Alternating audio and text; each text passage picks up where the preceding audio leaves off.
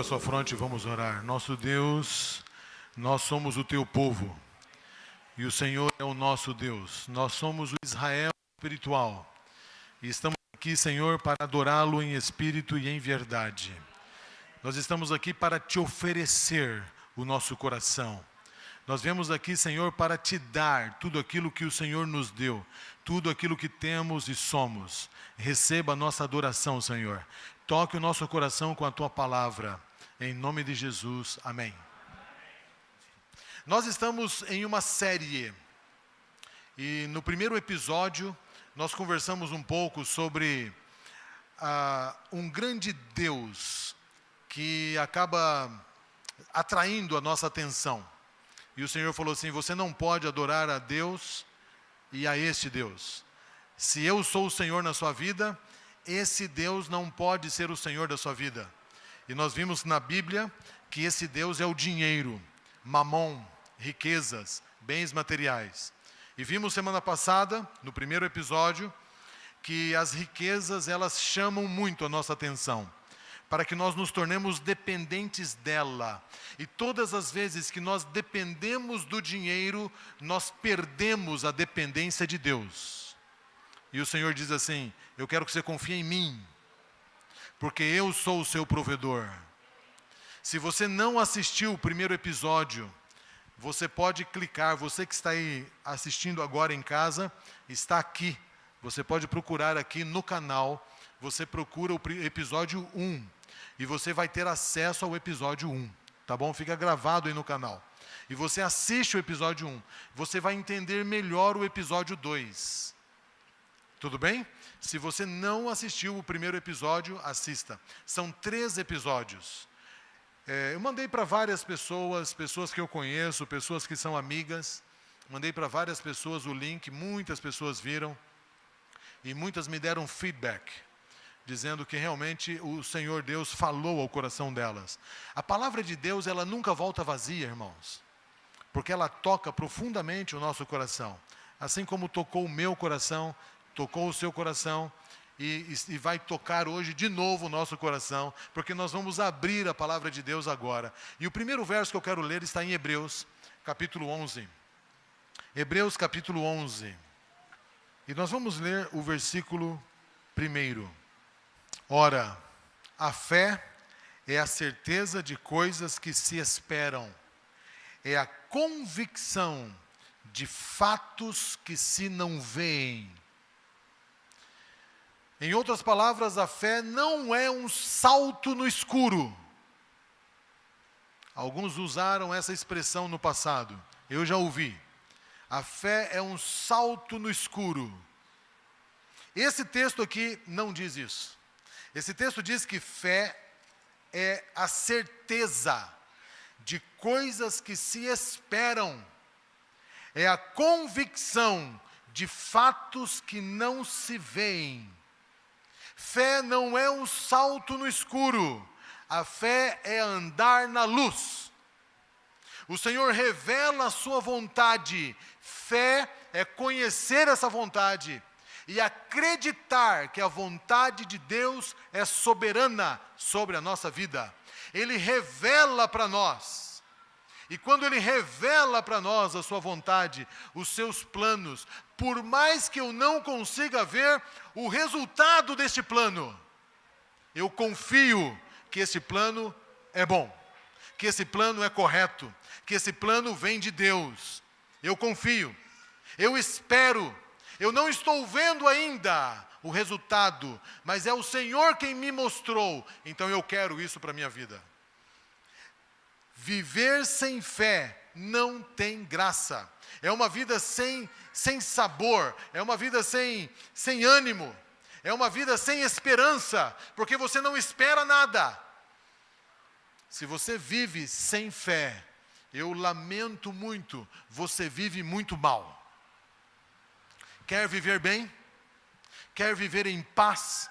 Quer viver cheio de esperança? Quer enfrentar um problema de cabeça erguida, sabendo que o resultado depois da luta será a vitória? Viva pela fé. Você entra na batalha sabendo que ela já está ganha. Não é que ela será ganha, ela já está ganha. E você vê isso na Bíblia, quando o Senhor diz: eu já dei essa terra para vocês, essa vitória é minha, o Senhor lutará por vós. Não são poucos os textos bíblicos, queridos, onde o Senhor afirma isso para nós.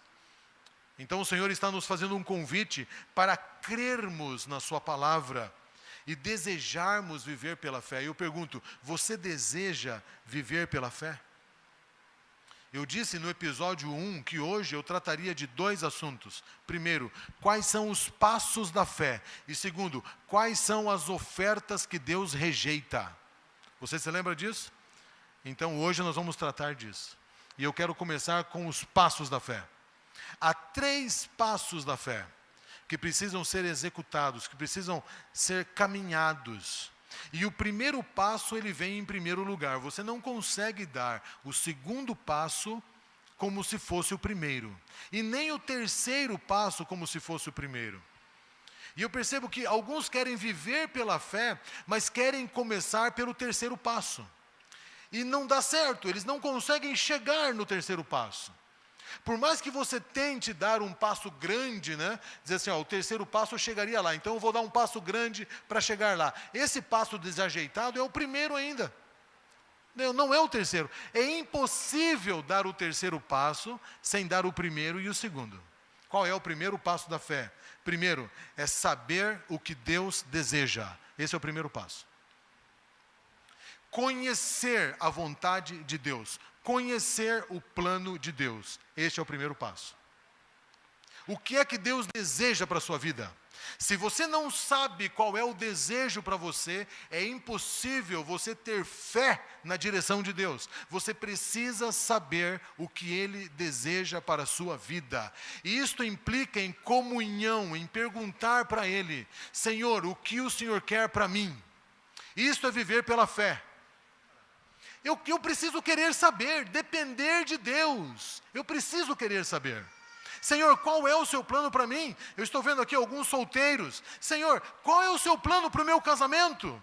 Gislaine, qual é o seu plano? Qual é o homem que o Senhor tem para eu casar? Mostra para mim a sua vontade, Senhor. Quem começou a namorar aí, Senhor, como é que se namora? Eu não quero namorar segundo a minha vontade. Como é que o Senhor quer que eu namore? Como é que o Senhor quer que eu faça isso? Depender de Deus. Segundo passo, o primeiro é conhecer, saber a vontade de Deus. O segundo é obedecer à vontade de Deus. Eu acabei de receber a vontade de Deus e o Senhor dá uma ordem louca para mim. Queridos, Deus quase sempre faz isso. Ele gosta de dar umas ordens loucas, absurdas, ilógicas. Ele fala assim para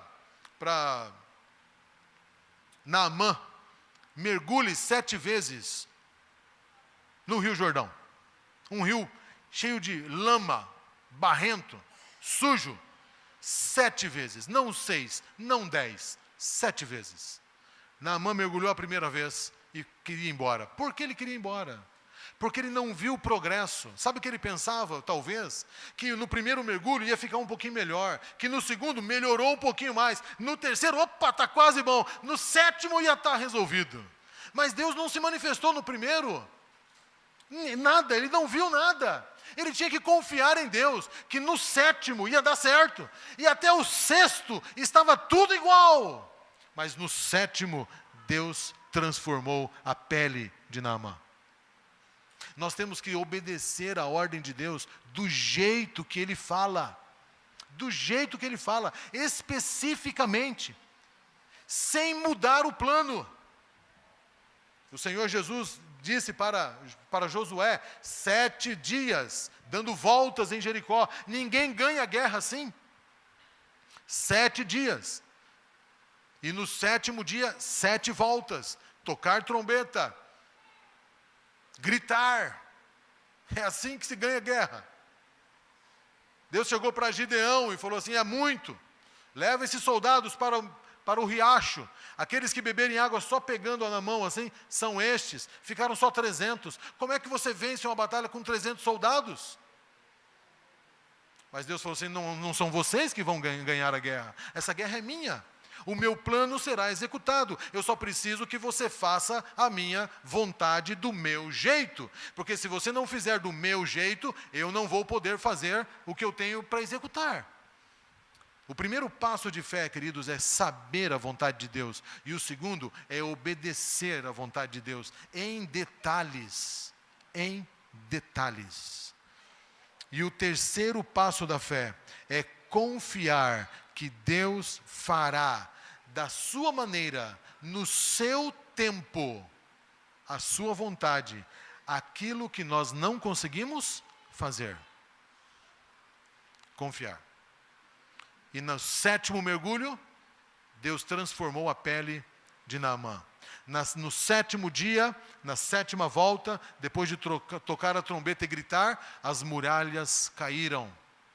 Os 300 de Gideão foram lá e Deus venceu aquela batalha. Confiar que Deus, do seu jeito, no seu tempo, vai cumprir o seu plano. 3 passos: conhecer, obedecer e confiar. Esses são os passos da fé. Mas ao pensar na ideia de viver pela fé, em primeira mão nós somos atraídos pelas bênçãos de Deus. Vou viver pela fé porque o Senhor disse: faça prova de mim, se eu não vou abrir as janelas dos céus e derramar bênçãos sem medidas. Então nós ficamos de olho nas bênçãos, e nós queremos as bênçãos. E nós então focamos nas bênçãos, e não está errado pensarmos nas bênçãos, porque Ele mesmo revelou que vai abençoar. Ele falou: você tem mais valor para mim do que os passarinhos, e se eu cuido dos passarinhos, eu cuidarei também de você. Ele disse isso. Então não é errado pensar nas bênçãos e esperar as bênçãos. O único problema é quando nós buscamos obedecer a Deus motivados pelas bênçãos. Esse é o problema. Quando nós invertemos os passos, quando o fator motivacional da nossa fidelidade, da nossa obediência a Deus, é as bênçãos. Esse é verdadeiramente o problema. Veja que os passos da vida pela fé começam quando nós conhecemos o que Deus deseja para nós. Isso é muito mais importante do que as bênçãos, ou seja, isto é o plano de Deus. As bênçãos de Deus, elas são consequências do plano de Deus. Mas muitas vezes nós queremos a bênção de Deus, mas não queremos o plano de Deus. E é aí que nós nos atrapalhamos e falamos: mas Senhor, eu sou dizimista, Senhor, por que o Senhor não está me abençoando? Senhor, eu sou ofertante, por que o Senhor não está me abençoando? Senhor, eu sou líder da tua igreja, eu trabalho para ti, por que o Senhor não está me abençoando? Senhor, eu estou com um problema no banco, eu estou com dívidas, eu estou com problemas no emprego, eu acabei de perder o emprego, o que está acontecendo, Senhor? Não dá certo tentarmos viver pela fé quando o nosso maior desejo é receber as bênçãos que Ele prometeu que nos dará.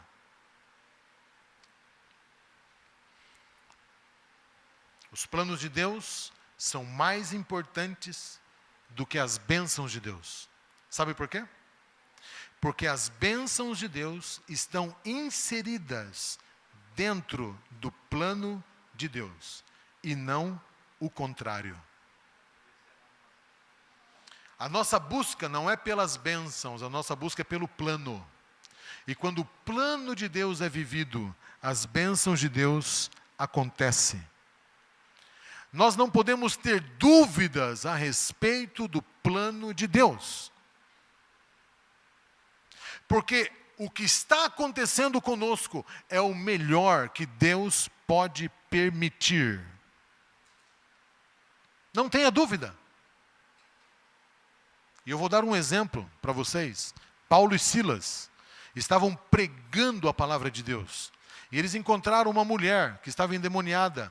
E todos os dias que eles iam para a pregação, aquela mulher estava no caminho. E eles então, tendo compaixão dela, oraram a Deus para a expulsão daquele demônio. E o demônio foi expulso. E aquela mulher, quando endemoniada, ela dava lucro para o seu patrão, porque ela adivinhava as coisas, e o seu patrão ganhava dinheiro. E agora, sem o demônio, ela não adivinhava mais. E o patrão irou-se contra Paulo e Silas, e juntou uma multidão para perseguir Paulo e Silas na cidade. Encurralaram eles na praça, e espancaram Paulo e Silas. Sangraram, Paulo e Silas sangraram. E para piorar a situação, chamaram a polícia e levaram eles para a cadeia. E na cadeia, como se não bastasse ser preso, lançaram Paulo e Silas no cárcere interior, que era um subsolo. E lá no subsolo, num lugar fétido, úmido, talvez com muitos insetos, amarraram ou prenderam as mãos e os pés de Paulo e Silas num tronco, de maneira que eles não conseguiam nem se coçar os ferimentos ou tirar alguns insetos que eram atraídos pelo sangue. Isso é bênção? Isso é bênção de Deus? Como é que você reagiria a isso? Você está buscando fazer o plano de Deus, você é missionário, está pregando o evangelho, dando o seu tempo, seu talento, sua dedicação, e lhe acontece isso. Você questionaria Deus? Se você está buscando as bênçãos de Deus, você questiona Deus. Senhor, onde estão suas bênçãos? Senhor, cadê as suas promessas? Mas se você está seguindo o plano de Deus, você não questiona Deus. Paulo e Silas estavam buscando o plano de Deus ou as bênçãos de Deus? Os planos de Deus. E o que eles fizeram quando era meia-noite? O que eles fizeram? Conhece a história? Eles cantavam hinos de louvor e glória ao nome do Senhor. Glória a Deus, glória a Deus. Por estarmos aqui? Sim, porque Deus está cumprindo o seu plano na nossa vida. A gente não entende, nós estamos sangrando, eu não consigo entender, mas eu creio pela fé que o que está acontecendo comigo é o melhor que Deus pode permitir. E enquanto eles cantavam, o que aconteceu? Houve um terremoto. E aquele terremoto sacudiu aquele lugar. E o terremoto fez com que as portas daquele presídio se quebrassem e os presos pudessem fugir. Paulo e Silas foram soltos do tronco com aquele terremoto. E o carcereiro pensou assim: fugiram todos, vou me matar, porque é melhor eu me matar do que ser morto. E quando ele ia se matar, Paulo falou assim: não se mate, porque estamos todos aqui. Todos aqui. Paulo já tinha influenciado os outros presos a ter uma vida de louvor e de entrega. E o que resultou? Um estudo bíblico seguido de batismo de toda a família daquele carcereiro. Deus estava cumprindo o seu plano de salvação por meio de Paulo e Silas, sim ou não? Sim. Paulo e Silas haviam se entregue para o plano de Deus? Sim. No meio do caminho eles não entenderam, porque parecia que aquilo não era bênção. Mas Deus usou esta provação, este problema, para abençoar a família do carcereiro. Isto é viver pela fé. Como eu disse semana passada, é você subir naquele galho lá em cima da árvore, porque Deus mandou: suba naquele galho e fique sentado lá. E quando você senta naquele último galho na árvore, você vê que o diabo está serrando o galho. Rock, rock, rock. E ele está serrando o galho.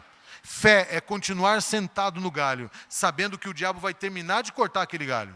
E quando o diabo termina de cortar aquele galho, a árvore cai com o diabo e tudo, e o galho fica suspenso no ar, porque foi Deus que pediu para você sentar lá. Isto é viver pela fé. Viver pela fé tem muito mais do que viver os planos de Deus, do que buscar as bênçãos de Deus. Todas as vezes que buscamos somente as bênçãos de Deus, pelas bênçãos, nós não somos abençoados. Deus não nos abençoa pelas bênçãos, porque Ele sabe que isso não contribui para o nosso crescimento. Isto alimenta o nosso orgulho, alimenta o nosso egoísmo, a nossa vaidade. E passamos a, inclusive, nos achar queridinhos de Deus. Veja quantas bênçãos o Senhor está me dando. O Senhor não quer isso para nós. O Senhor quer que o nosso eu morra. Então, repetindo, o primeiro passo é viver pela fé, conhecendo os planos de Deus. Buscar esses planos, não ter dúvida a respeito da vontade de Deus. O segundo passo, obedecer às ordens de Deus. Viver de acordo com o plano que Ele revelou. Andarmos nas boas obras que de antemão Ele preparou para nós. E por fim, confiar de que Ele fará da sua maneira, na hora dEle, o que é necessário para a nossa vida. É confiar que as suas bênçãos virão e que todas as coisas cooperam para o bem daqueles que amam a Deus. E Ele vai suprir todas as nossas necessidades em Cristo Jesus. Todas as vezes que você ficar com dúvida, olhe para a vida de Josué. Olhe para a vida de Naamã. Olhe para a vida do povo de Israel. Olhe para as grandes guerras, Davi e Golias. Davi seguiu o plano de Deus. Confiou e Deus agiu. Olhe para a estratégia de guerra dada a Josafá. Foi para a guerra sem lutar, porque essa guerra era do Senhor. Quais são os planos de Deus em relação ao nosso dinheiro? Abra sua Bíblia agora em Salmo. Vamos para Salmo 50.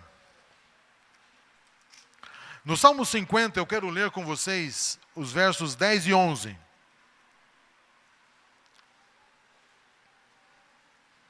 Qual é o plano de Deus em relação ao dinheiro? Você quer viver pela fé? E nós não conseguimos confiar em Deus por confiarmos em dinheiro. E Deus, sabendo disso, Ele traçou um plano de como nós devemos lidar com o dinheiro para que ele não seja o nosso Deus. Olha o capítulo 50, ou Salmo 50, versos 10 e 11. A palavra de Deus diz: pois meus são todos os animais do bosque, todos os animais, aos milhares sobre as montanhas. Verso 11, eu conheço todas as aves dos montes, e são meus todos os animais que pulam no campo. De quem são todos os animais? De Deus. Capítulo 8 agora, Salmo 8, verso 3 a 9. Salmo 8, 3 a 9. Salmo 8, 6 a 9. Deste-lhe domínio sobre as obras da tua mão, e sob os seus pés tudo lhe puseste, ovelhas e bois, todos, também os animais do campo, as aves do céu e os peixes do mar, tudo que percorre as sendas dos mares. Ó Senhor, Senhor nosso Deus, quão magnífico em toda a terra é o teu nome. O Senhor criou o ser humano e deu nas mãos do ser humano o domínio sobre todos os animais do campo. Pergunto, de quem são os animais? De Deus. Quem tem o domínio? O homem. O homem, ao ter o domínio, ele é dono dos animais, sim ou não? Não. Não é o dono. Mas ele tem o domínio, o direito de cuidar. Domínio é zelar. Zelar, cuidar. O Senhor deu domínio sobre o jardim do Éden. Adão e Eva deveriam zelar do jardim do Éden, cuidar daquilo que era de Deus. E se beneficiar das bênçãos daquele jardim. Eles deveriam cuidar do jardim e comer do fruto daquele jardim, que eram as bênçãos de Deus. Entendem? Do Senhor é todas as coisas. Ageu é um livrinho chato de achar, mas você vai achar. Ageu, capítulo 2. Abacuque, Sofonias, né? Depois de Sofonias vem Ageu. Naum, Abacuque, Sofonias. Se você achou Miqueias, é um pouquinho depois de Miqueias. Capítulo 2, versículo 8. Observem. O Senhor diz: minha é a prata, meu é o ouro, diz o Senhor dos Exércitos. Os animais do campo são do Senhor. A prata e o ouro pertencem a quem? Ao Senhor. Essa frase aqui foi dita num contexto da construção ou reconstrução do templo depois do exílio. O Senhor estava orientando o povo. Ele estava dizendo assim, olha, minha é a prata, meu é o ouro, não faltará recursos para a construção do meu templo, porque eu sou o dono de todo o recurso. De quem é a prata e o ouro? De Deus. E por fim eu quero ler Deuteronômio capítulo 8, versículos 17 e 18. Deuteronômio capítulo 8, versos 17 e 18 dizem assim: não digas, pois, no teu coração, a minha força, o poder do meu braço me adquiriram essas riquezas. Antes te lembrarás do Senhor teu Deus, porque é Ele quem te dá força para adquirires riquezas, para confirmar a sua aliança, que sob juramento prometeu a seus pais, que hoje se vê. Esse texto aqui ele está dentro de um contexto, e eu quero ler o contexto com vocês, para que a gente entenda o poder desse verso. Vamos ler desde o capítulo 8, verso 1. Cuidareis de cumprir todos os mandamentos que hoje vos ordeno, para que vivais e vos multipliqueis, e entrei e possuais a terra que o Senhor prometeu sob juramento a vossos pais. Recordar-te-ás de todo o caminho pelo qual o Senhor teu Deus te guiou no deserto esses 40 anos, para te humilhar e para te provar, para saber, olha só a educação que Deus está dando ao povo, para saber o que estava no teu coração, se guardarias ou não os meus mandamentos. Por que o Senhor permitiu que eles passassem por provas no deserto? Para saber se eles iam obedecer a Deus por amor ou não. Ele te humilhou, Ele te deixou ter fome, e Ele te sustentou com o maná, que tu não conhecias, nem os teus pais conheciam, para te dar a entender que não só pelo pão viverá o homem, mas de tudo que procede da boca do Senhor viverá o homem. Versículo 4, nunca envelheceram as tuas vestes sobre ti, e nem se inchou o seu pé nesses 40 anos. Sabe, pois, no teu coração, que como um homem disciplina o seu filho, assim o Senhor disciplina também os seus filhos. Guarde os mandamentos do Senhor, para andares nos seus caminhos e temeres ao Senhor, porque o Senhor é o teu Deus, e Ele te fará entrar numa boa terra, de ribeiros de água, de fontes de mananciais profundos, que saem dos vales e das montanhas, terra de trigo, de cevada, de vides, de figueira, de romeiras, terra de oliveiras, de azeite e mel, terra em que comerás o pão sem escassez, nada te faltará nela, terras cujas pedras são ferro, e cujos montes cavarás o cobre. Comerás e te fartarás, e louvarás o Senhor teu Deus pela boa terra que Ele te deu. Agora o verso 11, guarda-te de não te esqueceres do Senhor teu Deus, não cumprindo os seus mandamentos, os seus juízos e os seus estatutos que hoje eu te ordeno, para que não suceda que depois de ter comido e tiver farto, e depois de edificar casas e morar nelas, e depois de se multiplicar os seus gados e o seu rebanho, e se aumentar a sua prata e o seu ouro, e de ser abundante em tudo quanto tens, se eleve o seu coração e te esqueças do Senhor e da casa da servidão, que eu te conduzi por aquele grande e terrível deserto, de serpentes abrasadoras, de escorpiões, de secura, onde não havia água. E eu fiz sair água da pederneira, que no deserto te sustentou com maná, e que os seus pais não conheciam. Por isso, verso 17, não digas no teu coração, foi a minha força e o meu braço que adquiriram essas riquezas. O Senhor aqui está guiando o seu povo, Ele está dizendo assim, eu vou abençoar muito você. Mas depois de você ter as minhas bênçãos, e você ter saúde e sabedoria e conhecimento, e depois que você agora tem a sua faculdade concluída, e você tem o seu negócio, e você tem o seu emprego, e você tem bens, que você não esqueça que você só chegou lá porque eu cuidei de você. Não esqueça disso. E para você não esquecer, é que Deus nos deu o privilégio de sermos participantes da obra dEle por meio dos dízimos e das ofertas. Todas as vezes que nós separamos o dízimo e a oferta, nós nos lembramos que quem nos deu aquelas bênçãos foi o Senhor. Quando nós não separamos os dízimos e as ofertas, nós roubamos de Deus a oportunidade de nos ensinar que Ele é o nosso Deus. Ele é o nosso provedor. E o Deus do dinheiro começa a ganhar supremacia na nossa vida. Porque nós nos lembramos somente dele. Estamos com medo de perdê-lo. Estamos com medo que não seja suficiente. Estamos com medo que o dinheiro falte. E nós nos esquecemos de Deus. Para nos lembrar, o Senhor nos deu os dízimos e as ofertas. Algumas pessoas acham que o dízimo é do Senhor e a oferta é da igreja. O que a Bíblia diz? Alguns acham que o dízimo é santo e a oferta é opcional. Qual é o plano de Deus sobre o uso do nosso dinheiro, ou daquilo que o Senhor nos deu, que passou a ser nosso por direito que Ele nos deu, mas continua sendo dele? Os dízimos são de quem? Do Senhor. E as ofertas? Malaquias capítulo 3.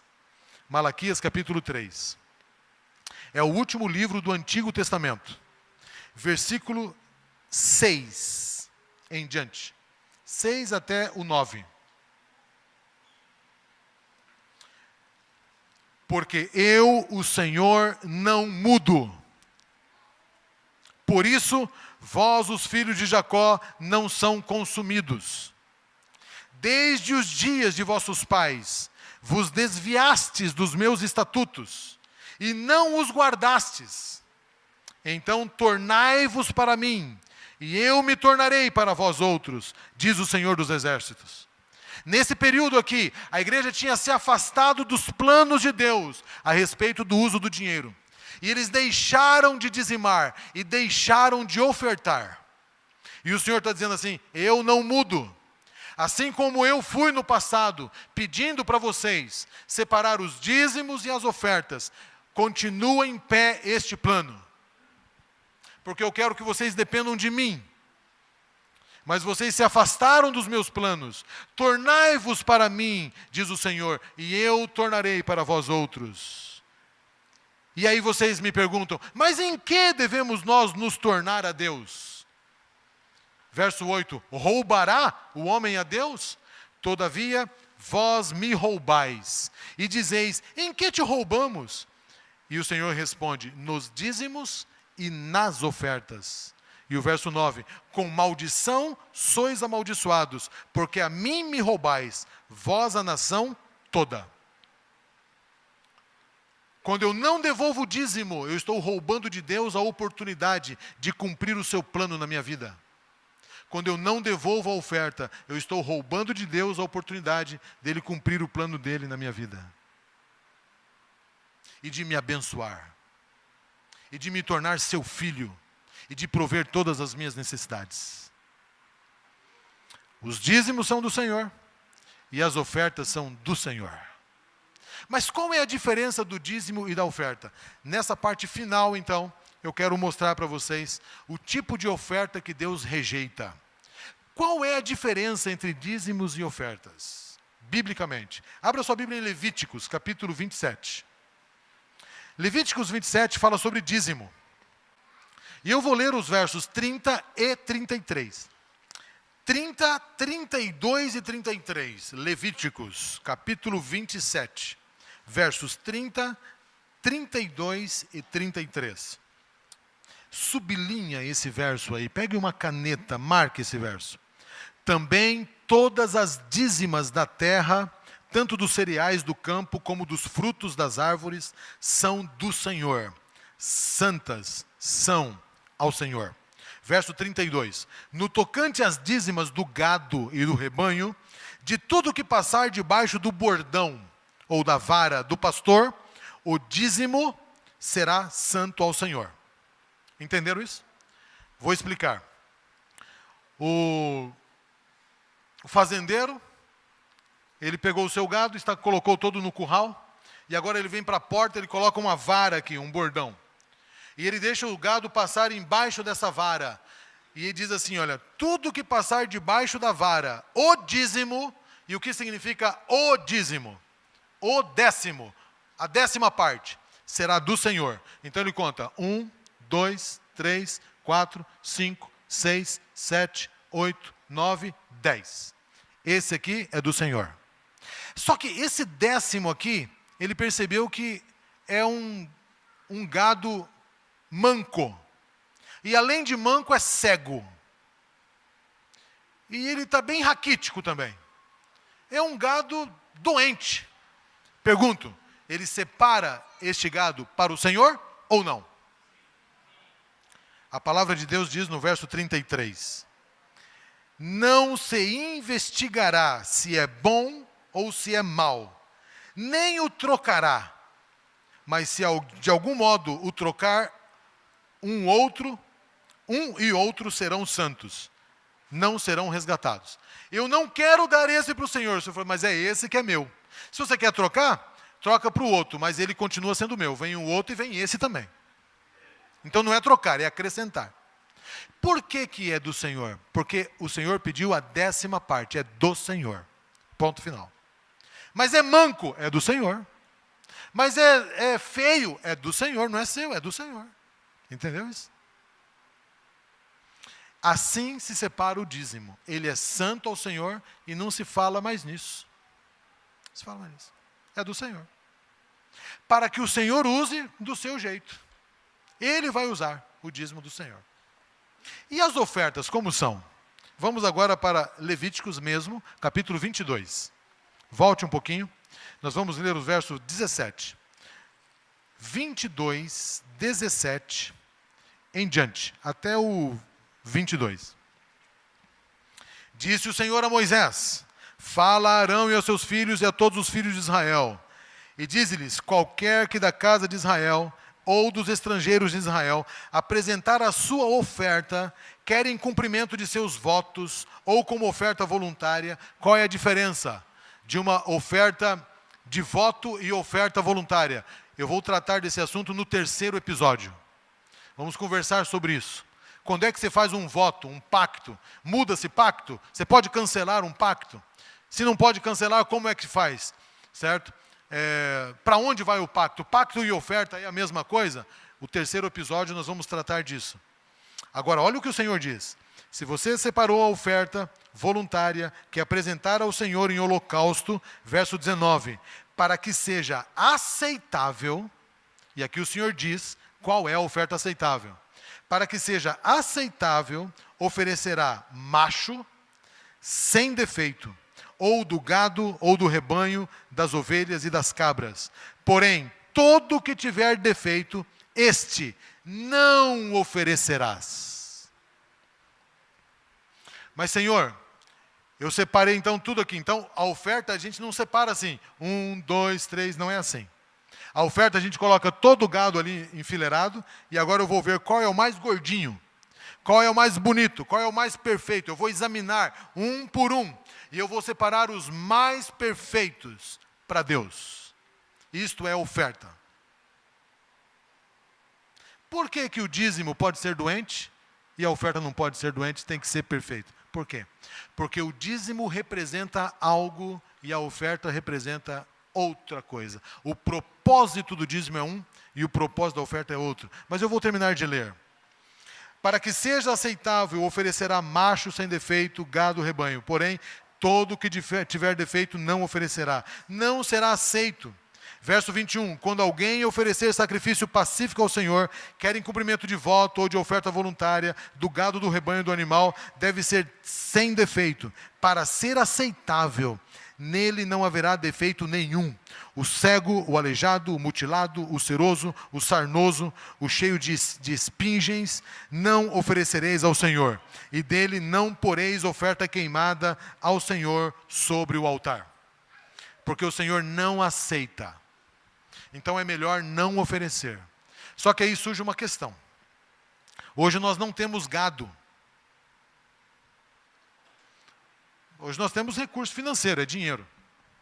Como é que é isso? Será que isso tem a ver com as cédulas? Então a cédula não pode ter mancha, tem que ser a novinha. Não, irmãos, não é isso. Não é isso. Qual era a diferença entre dízimos e ofertas? os dízimos representam a nossa lealdade para com Deus, porque Deus é o nosso provedor. Ok? Então, representa a nossa lealdade para com Ele. Ele nos proveu todos os recursos. Então, eu sou fiel a Ele, devolvendo o dízimo, porque eu reconheço que Ele é o Senhor do meu dinheiro. As ofertas, ela é um reconhecimento, elas representam a minha gratidão a Deus pelo sacrifício de Jesus Cristo na cruz do Calvário, oferecendo-me salvação.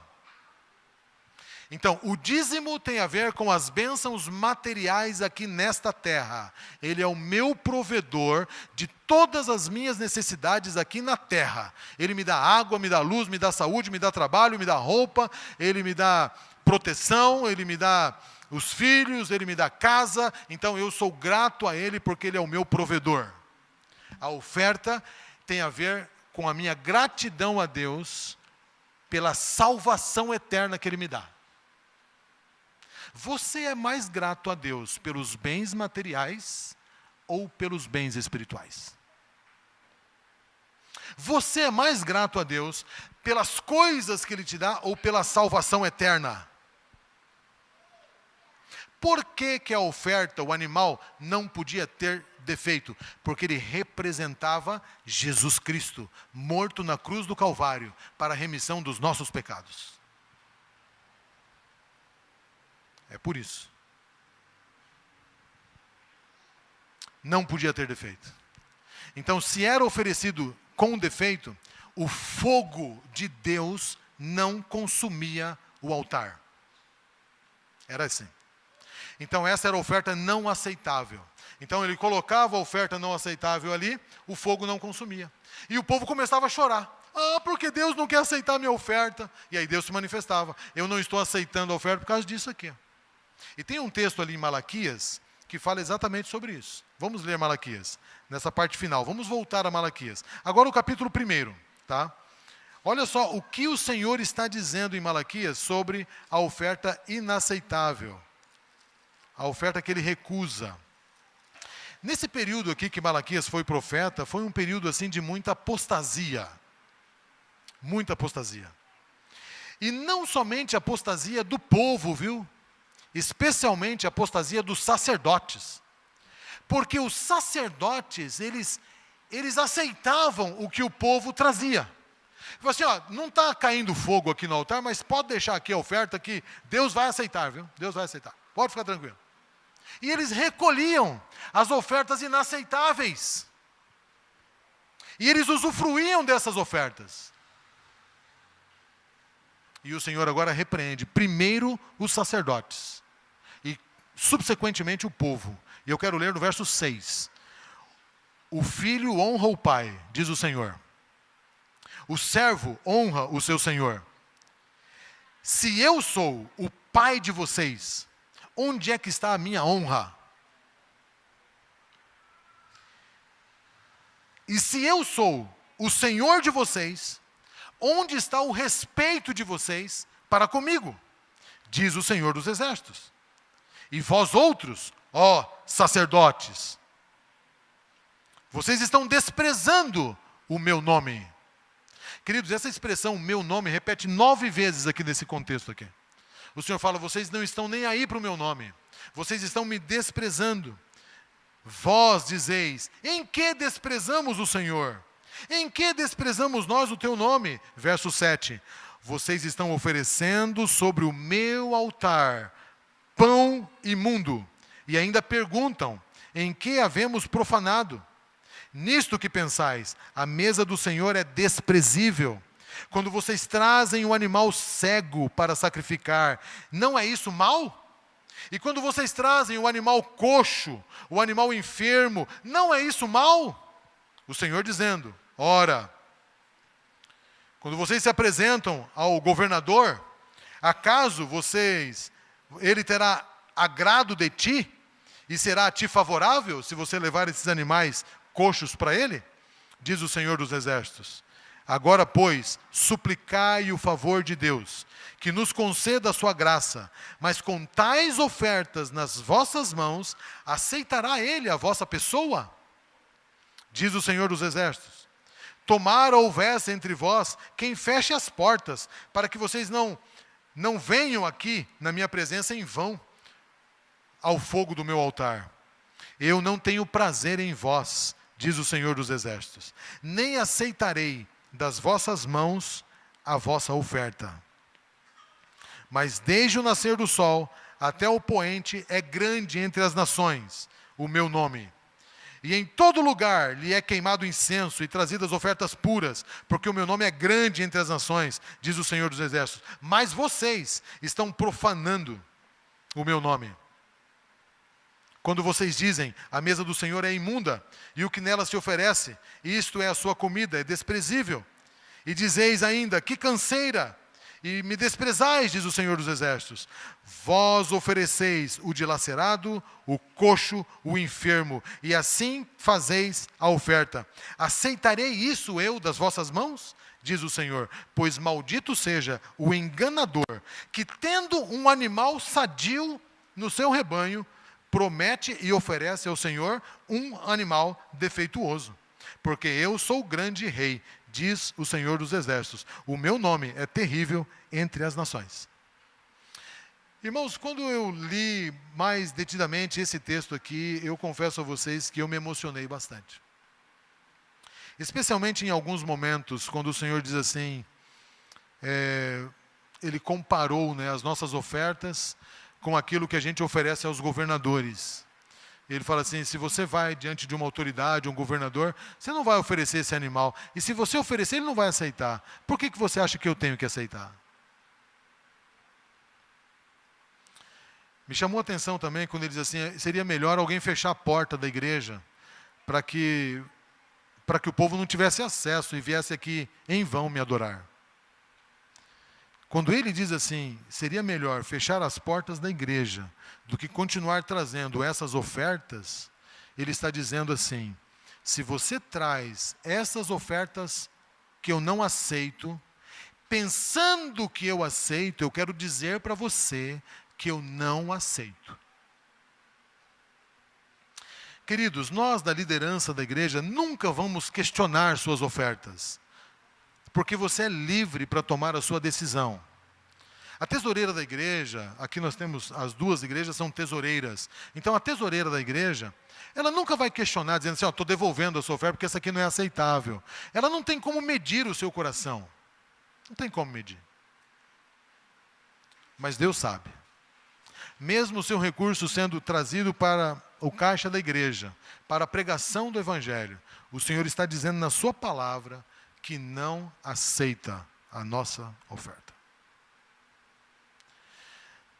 Hoje nós não damos mais animais, mas eu apreciei muito que na palavra de Deus o Senhor deu características de uma oferta aceitável, que não tem a ver somente com animais. Então preste bem atenção nisso agora. Essa é a última parte da mensagem. Você vai dar a sua oferta em dinheiro, ou transferência, em valores, em dinheiro, certo? Porque você não tem animal para você dar a oferta. Se você vai dar em animais, se você tem, ok, separe o mais gordo, o mais bonito para Jesus Cristo, certo? Siga a orientação bíblica. Mas se você não tem, existem 5 características na oferta que é a revelação de Deus sobre uma oferta aceitável. 5. E essas 5 características, elas servem para animais, servem para frutas, servem para verduras, servem para imóveis. De repente você construiu 10 casas e você vai dar uma casa para o Senhor. Essas 5 características servem para tudo. Serve para casa, serve para animais, serve para tudo. E serve para dinheiro também. 5. E essas 5 características são as características bíblicas de uma oferta aceitável. Quais são elas? Primeiro, Salmo 96, 8. Se você tem uma caneta, anota esses versos aí num papel. Salmo 96, 8. 8 e 9, tá? Tributai ao Senhor a glória devida ao seu nome. E trazei ofertas, e entrai nos seus átrios. Adorai ao Senhor na beleza da sua santidade. Tremei diante dele todas as terras. O verso 8 diz, tributai ao Senhor, ou seja, dê ao Senhor a glória devida ao seu nome. Trazei ofertas e entrai no seu átrio. Primeira característica, a oferta deve ser um ato de adoração a Deus. Se a sua oferta não for um ato de adoração a Deus, ela é inaceitável. Eu vou dar um exemplo. Você não está contente com o banco que você está sentado, porque ele é desconfortável. E aí você quer que novos bancos sejam comprados. E você procura então o tesoureiro e fala assim, olha, eu estou disposto a pagar os bancos dessa igreja, faça um orçamento, vamos trocar os bancos dessa igreja, porque eu não aguento mais sentar neste banco, eu vou dar uma oferta para os bancos. Esta oferta, ela não é aceitável para Deus. Porque você não deu para Deus, você deu para os bancos, para beneficiar você mesmo. Entendeu isso? Não estou gostando do som dessa igreja, quero um som novo. Vou dar um dinheiro para o som dessa igreja. Pensando em beneficiar você mesmo. Esta é uma oferta inaceitável. Todas as vezes que nós doamos para alguma coisa e não para o Senhor, esta oferta ela não é aceitável para o Senhor. Queridos, você não dá oferta para a construção, você não dá oferta para o livro missionário, você não dá oferta para o desbravador, você não dá oferta para o som, você dá oferta ao Senhor. E o Senhor guia a sua igreja. O Senhor tem a sua forma de administrar a sua igreja, por meio das comissões, comissão de orçamento, que vai destinar os percentuais equivalentes para cada ministério. Oferta inaceitável. Eu faço parte do clube de aventureiros ou do clube dos bravadores porque meu filho também faz parte e eu quero muito que o clube dos bravadores seja abençoado. Então eu pego uma oferta e falo assim, essa oferta é para o clube, não é para outro lugar. A minha oferta não é para a igreja, é para o clube. É uma oferta direcionada. O que eu estou fazendo? Oferta inaceitável. É duro ouvir isso, irmãos. Mas é o Senhor dizendo. A nossa oferta, motivação, é tributar honras e louvores a Ele. Ele diga, traga esse dinheiro à casa do tesouro. Agora, eu separei o dízimo e separei a oferta, que é do Senhor. Do recurso que sobrou para mim, eu posso doar para quem eu quiser. Inclusive para o Clube dos Bravadores. Posso doar. Mas não tiro o dinheiro da oferta para isso. Entendeu isso? Aí eu vou fazer a minha doação. Eu quero doar para os pobres, vou doar para os pobres, mas eu não tiro do dízimo e nem da oferta, que é do Senhor. É fácil fazer caridade com o dinheiro dos outros. E às vezes a gente faz caridade com o dinheiro do Senhor. Pega o dízimo e a oferta e faz caridade. Ajuda o clube, compra banco, etc. Oferta inaceitável. A igreja não é abençoada assim, irmãos. Mas pastor, e como é que a gente vai fazer nossa construção? Eu não estou preocupado com a construção, porque lá é a casa do Senhor. Se nós formos fiéis ao Senhor, o Senhor vai construir sua casa. Ele vai mandar todos os recursos necessários. Mas nós não podemos desobedecer à vontade do Senhor. Segunda característica, vamos adiantar aqui. Deuteronômio capítulo 16, verso 17. Nesse texto aqui nós já temos 3 características. 3, tá? Eu vou ler 2 versos para essas 3 características. A primeira característica é, a oferta deve ser um ato de adoração a Deus. Vai guardando isso na sua mente. Deuteronômio capítulo 16, verso 17. Diz assim, cada um, essa é a segunda característica. A oferta é individual. Nós não damos uma oferta da família, é individual. Individual. A minha oferta, a oferta da Leninha, individual. Ok? Essa é a segunda característica. Cada um. Aí continua o verso. oferecerá na proporção em que possa dar. Proporção. Então a oferta é proporcional. É a terceira característica. Proporcional. Segundo as bênçãos que o Senhor, seu Deus, lhe houver concedido. Cada um oferecerá na proporção em que possa dar, segundo as bênçãos do Senhor. Então ela é proporcional às bênçãos. Vou dar um exemplo. Eu ganho R$1.000 e a minha oferta é R$10. Ok. Se ela é proporcional e ela tem a ver com a gratidão a Deus em relação ao que Ele fez por mim na cruz do Calvário, representa essa gratidão, Deus vai aceitar. Meu salário subiu para R$2.000 e minha oferta continua sendo R$10. Aí já ficou provado que a minha oferta não é proporcional. Porque senão ela teria aumentado, porque o meu rendimento aumentou. A única maneira da oferta ser proporcional é ela ser percentual. Então, se eu dou de oferta 5%, ou 10%, ou 15%, se eu dou de R$1.000, esse percentual. De 2.000, esse percentual. Sempre o percentual, porque aí ela vai ser proporcional. Não tem como ser proporcional se não for percentual. Então a oferta bíblica, ela é percentual. Você não escolhe o valor pelo valor, é pela proporcionalidade às bênçãos que Deus te deu. Ok? Mais um texto. 1 Coríntios, capítulo 16, verso 2. E diz assim: no primeiro dia da semana, cada um, olha aqui de novo, individual, ponha de parte em casa, conforme a sua prosperidade, olha aqui, proporcional, e vá juntando, para que não se faça coleta quando eu for. Por que essa questão de vá juntando? Porque o salário naquela época era diário. Então, o primeiro dia da semana ganhava o primeiro dia de trabalho. Eles trabalhavam 6 dias e descansavam no 7º. Primeiro dia recebeu um denário. Separa. Segundo dia, separa. Terceiro dia, separa. Quarto dia, separa. Vai juntando. Vá separando. Recebeu, separa. Então, a oferta aqui, ela é sistemática. Ela continua sendo proporcional, diz a Bíblia, segundo a sua prosperidade, e ela continua sendo individual, cada um. Entenderam o texto? E o último verso, onde nós temos aqui uma grandiosa característica, está no livro de 2 Coríntios, capítulo 9, verso 5.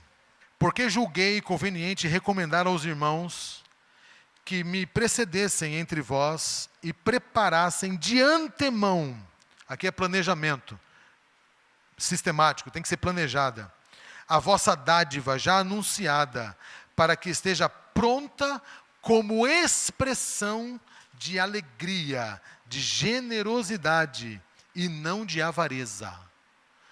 A Bíblia diz que Deus ama quem dá com alegria. A oferta tem que ser uma expressão de generosidade, de alegria, de você querer fazer isso. Quando você dá a oferta com obrigatoriedade, né? Obrigado. Quando você dá uma oferta chorando, reclamando, quando você separa uma oferta sem planejamento, ou quando você separa uma oferta desproporcional.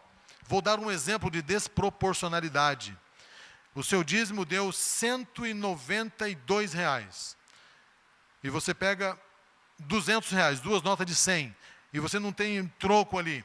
Aí você coloca 192 de dízimo e R$8 de oferta. Esse R$8 de oferta não é oferta. Ele é um troco. Não foi planejada. A não ser que faça parte da proporcionalidade, do percentual que você escolheu.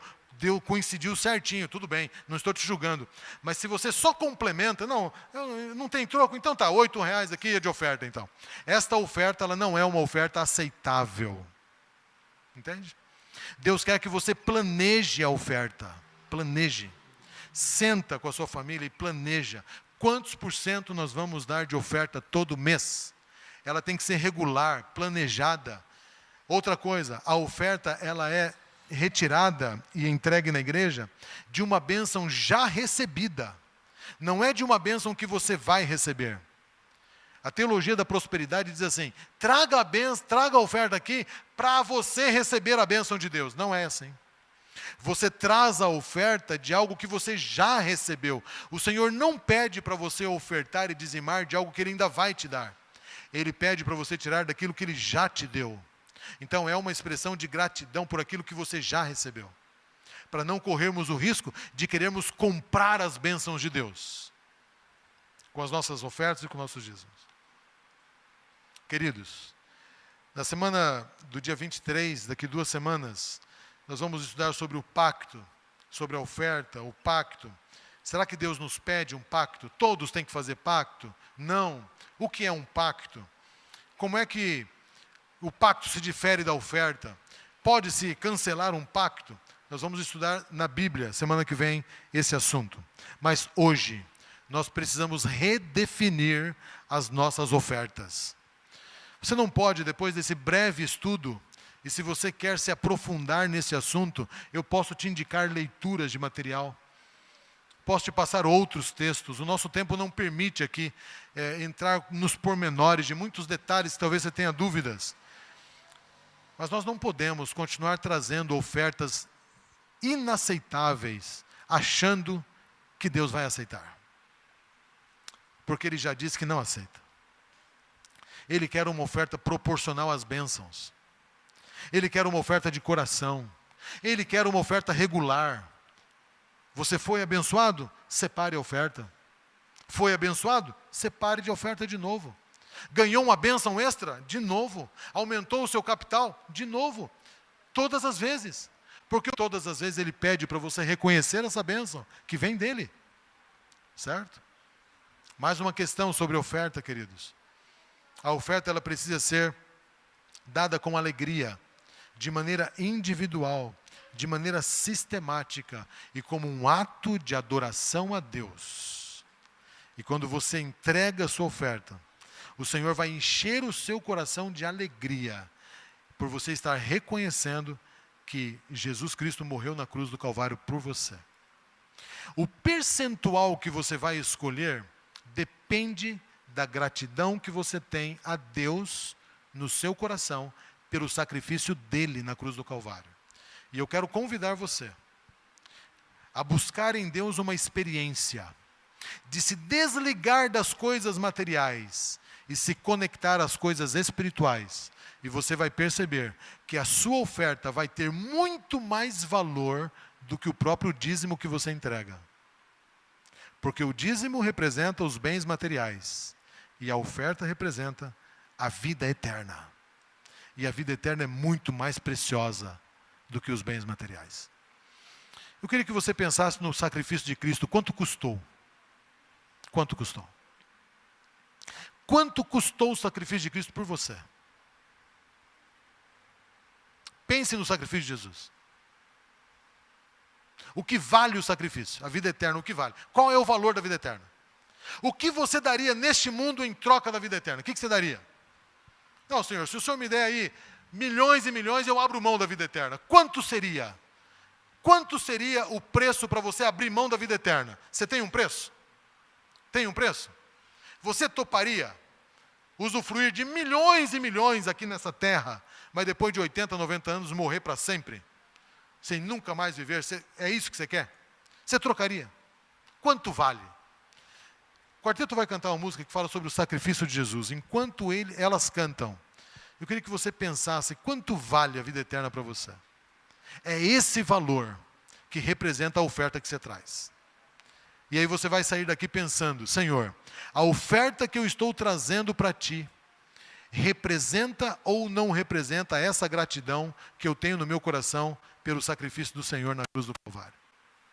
Se não representa, peça para Ele te ajudar a trazer uma oferta digna, que represente o que Jesus fez na cruz do Calvário por você. Deixe o Espírito Santo tocar o seu coração enquanto ouvimos essa música. O meu pecado, e por sua graça salvo sou, morreu por mim, morreu por mim.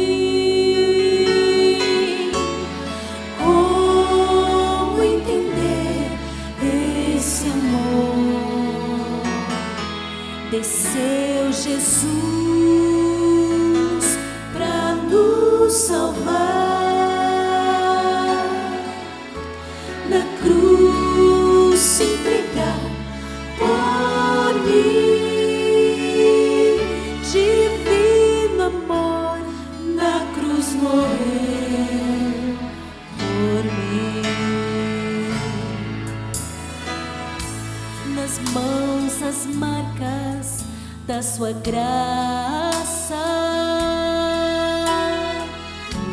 verteu seu sangue em meu favor. Quanta dor sofreu só pra me salvar. Eu me alegro em seu amor. Morreu por mim, morreu por mim. Como entender esse amor? Desceu Jesus pra nos salvar, na cruz se entregar por mim. Divino amor, na cruz morreu por mim.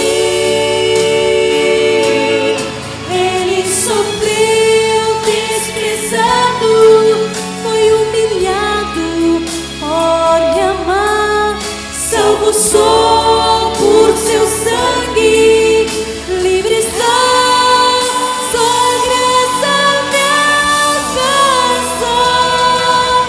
Morreu por mim, morreu por mim. Como entender esse amor? Desceu Jesus pra nos salvar, na cruz se entregar por mim,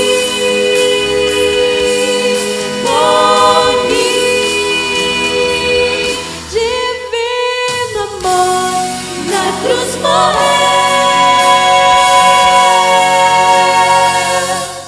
por mim.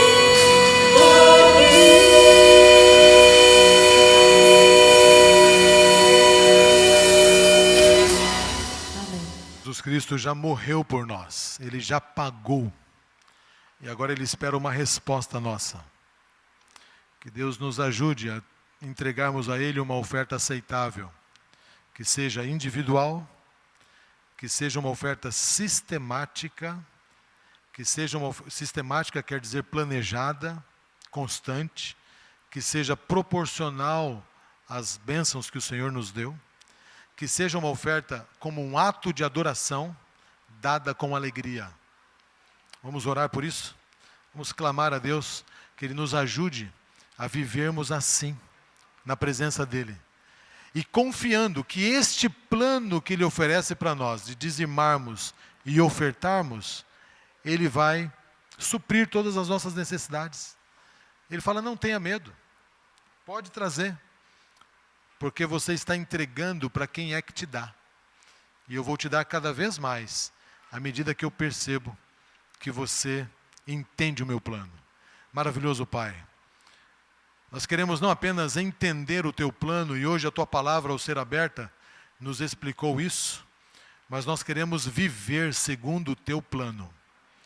Senhor, nós não precisamos fazer uma campanha para a construção da tua igreja. Não precisamos fazer uma campanha para ajudar os necessitados, uma campanha de evangelização, uma campanha para os bancos ou para o som.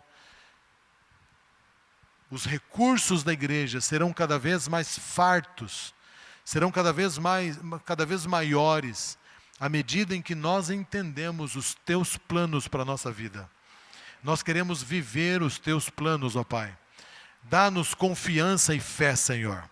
Ajude-nos a confiarmos em Ti e entregarmos os dízimos e as ofertas conforme o teu plano.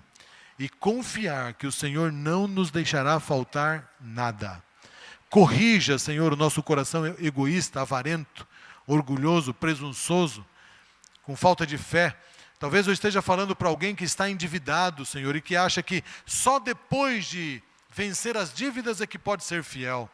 Ajude, Senhor, essa pessoa a entender que é a fidelidade para contigo que ajudará essa pessoa a sair da dívida, porque o Senhor lutará com ele e o abençoará.